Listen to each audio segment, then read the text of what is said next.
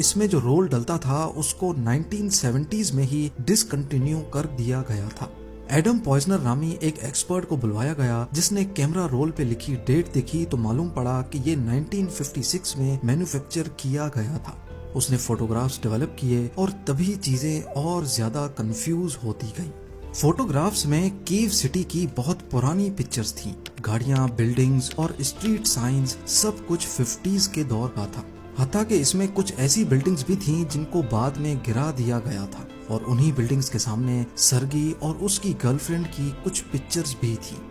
یہ وہی سرگی تھا جو 48 ایئرز پرانی تصویروں میں جیسا دکھتا تھا اسی حالت میں اسی کپڑوں میں ڈاکٹر کے سامنے بیٹھا تھا، اور رول کی سب سے آخری فوٹو میں جیسا کہ سرگی نے بتایا تھا ایک ان آئیڈینٹیفائڈ فلائنگ آبجیکٹ دکھ رہا تھا۔ یہ سارا ماجرا دیکھ کر ڈاکٹر کے لیے یقین کرنا کافی مشکل تھا۔ اس وقت تک ڈاکٹر کے پاس اس بات پر یقین کرنے کے سوا اور کوئی آپشن نہیں تھا کہ یہ شخص 1958 سے 2006 میں ٹائم ٹریول کر کے آیا ہے۔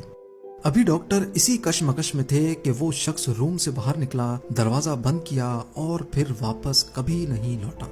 سرگی پونومارینکو بنا کسی ثبوت کے غائب ہو چکا تھا۔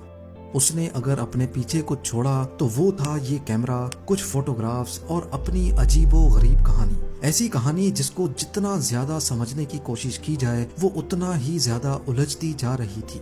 جب پولیس نے کیس کو انویسٹیگیٹ کیا تو معلوم پڑا کہ 1960 میں واقعی ایک سرگی پونومارینکو نامی شخص کیو سے غائب ہوا تھا۔ فوٹوگرافز میں جو لڑکی اس کے ساتھ تھی اس کو بھی ٹریک کیا گیا، جو اب ایک 70 سال کی عورت ہے۔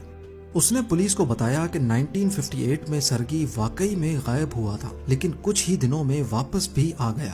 یہ اتنے ٹائم کے لیے ہی غائب ہوا تھا جتنے ٹائم کے لیے یہ 2006 میں نمودار ہوا، لیکن اس خاتون کے مطابق وہ 1960s میں دوبارہ غائب ہوا اور اس کے بعد آج تک واپس نہیں لوٹا۔ پر کہانی میں ایک ٹوسٹ اور بھی ہے۔ سالوں بعد اس کو سرگی کی ایک فوٹو ریسیو ہوئی جس میں نوٹ لکھا تھا 2050۔ اس فوٹو میں سرگی کی ایج زیادہ ہے اور بیک گراؤنڈ میں کیو سٹی نظر آ رہی ہے۔ فرق صرف اتنا ہے کہ کیو سٹی اسکائی اسکریپر سے بھری ہوئی ہے۔ اس نے نوٹ میں یہ بھی لکھا تھا کہ